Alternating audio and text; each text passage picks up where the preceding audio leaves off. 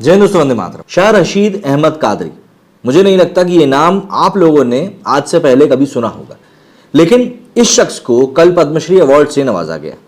प्रधानमंत्री मोदी खुद उस जगह पर मौजूद थे। शाह रशीद अहमद कुरैशी साहब ने इस अवार्ड के मिलने के बाद जो बातें कही हैं वो इस समय इंटरनेट पर सेंसेशन बन गई। दरअसल उन्होंने पीएम मोदी से मुलाकात के समय उनका हाथ पकड़कर उन्हें यह कहा कि भाई, मैं यूपीए गवर्नमेंट के समय पर 5 साल तक कोशिश करता रहा, लेकिन उसके बावजूद भी मुझको एक बार भी ये अवार्ड नहीं मिला। उसके बाद जब भाजपा की गवर्नमेंट आई तो मेरे दिमाग में बस यही था कि भाजपा तो मुसलमानों के लिए कुछ करती ही नहीं है, लेकिन आपने ये अवार्ड देकर मेरे मन में से ये भ्रम तोड़ दिया। ये वीडियो इस समय सोशल मीडिया पर खासा वायरल हो रहा है और लोग उसके ऊपर अपनी अपनी प्रतिक्रियाएं भी दे रहे हैं। सबसे पहले जान लेते हैं ये पूरा मामला क्या है और कौन है शाह अहमद साहब, और उसके बारे में हम देखेंगे कि भाई इंटरनेट पर इनको लेकर क्या कुछ रिएक्शन सामने आ रहे हैं। लेकिन अभी तक यदि आप लोगों ने मेरे टेलीग्राम चैनल को सब्सक्राइब नहीं किया तो सबसे पहले सब्सक्राइब करें, जिससे कि मेरे सभी वीडियोस के अपडेट आपको सबसे पहले मिल सके। बात करते हैं इस वीडियो की, तो भाई महामहिम द्रौपदी मुर्मू ने बुधवार 5 अप्रैल को पद्म पुरस्कार के विजेताओं को सम्मानित किया। पद्मश्री से नवाजे गए लोगों में से एक नाम था शाह रशीद अहमद कादरी का। कादरी साहब कर्नाटका के मशहूर बिदरी, मतलब कि एक प्रकार की शिल्प कला होती है, उसके कलाकार हैं। पद्मश्री पुरस्कार मिलने के बाद उन्होंने प्रधानमंत्री नरेंद्र मोदी का आभार व्यक्त किया। पुरस्कार वितरण समारोह के बाद पीएम पद्म पुरस्कार विजेताओं से मिल रहे थे।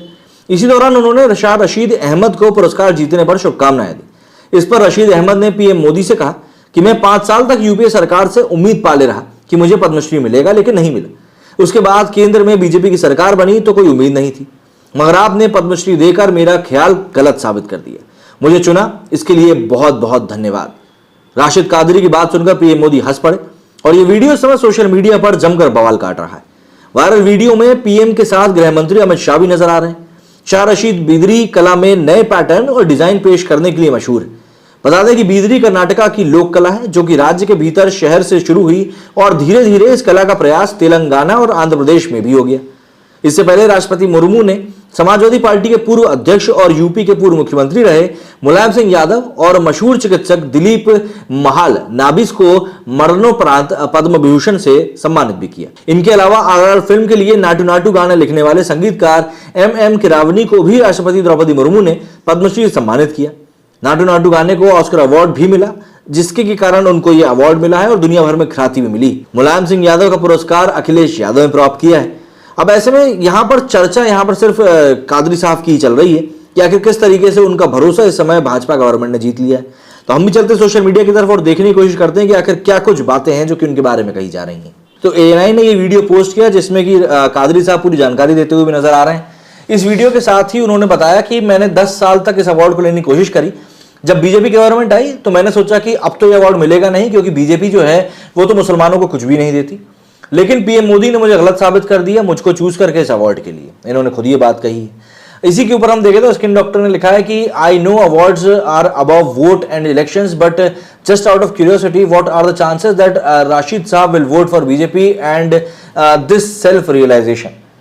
मुझे ऐसा लगता है वोट की बात तो नहीं है, अगर वोट नहीं भी मिलता है उसके बावजूद भी जिस प्रकार से ये बात जाएगी सामने वो ज्यादा मायने रखती है। खैर, यहां पर एक इन्होंने न्यूज भी पोस्ट करी है कि reach out to Muslims without expecting votes in return, PM Modi to BJP workers. मतलब खुद ही बताया कि भैया आपको मुस्लिमों को अप्रोच करना है कि आपको वोट मिले या ना मिले उसके बावजूद भी।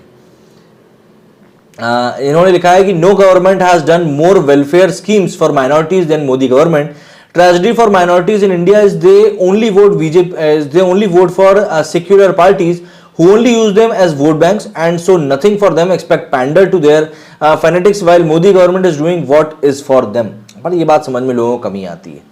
निशांत जैन लिखते हैं BJP never gives anything to Muslims. हाँ, अरे भाईजान, बीजेपी ने जितना दिया है किसी और ने नहीं दिया। बीजेपी इज ऑन फुल तृप्तिकरण मोड। अच्छा जी, ये कुछ जानकारी दी है कि Muslims form 14% of India's population since 2014 using the schemes of Narendra Modi government, they government 31% of government built houses उनके पास हैं, 33% किसान सम्मान निधि, 37% एलपीजी कनेक्शन और 36% मुद्रा loans.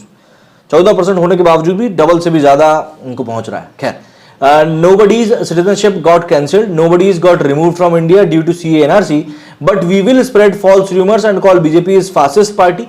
Tried for 10 years to get this award speaks a lot. Who has no confidence on his talent. Literally CA/NRC time पे यही चीजें फैलाई जा रही थी कि भैया देश से निकाल दिया जाएगा और ये करें। सब पॉलिटिक्स निकली, कुछ नहीं हुआ। A publicity stunt done by Modi, bravo, just to be in good books. He was awarded for eyewash by BJP government. अच्छा जी, मतलब रुझान आने शुरू हो गए, बिल्कुल, मतलब करो तो दिक्कत, ना करो तो दिक्कत, और भैया मतलब का ही बोलते हैं। ठीक है, चलिए कोई दिक्कत नहीं।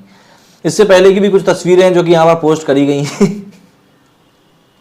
1 minute silence to all Modias and IT Selias. May your God Modi show mercy upon you.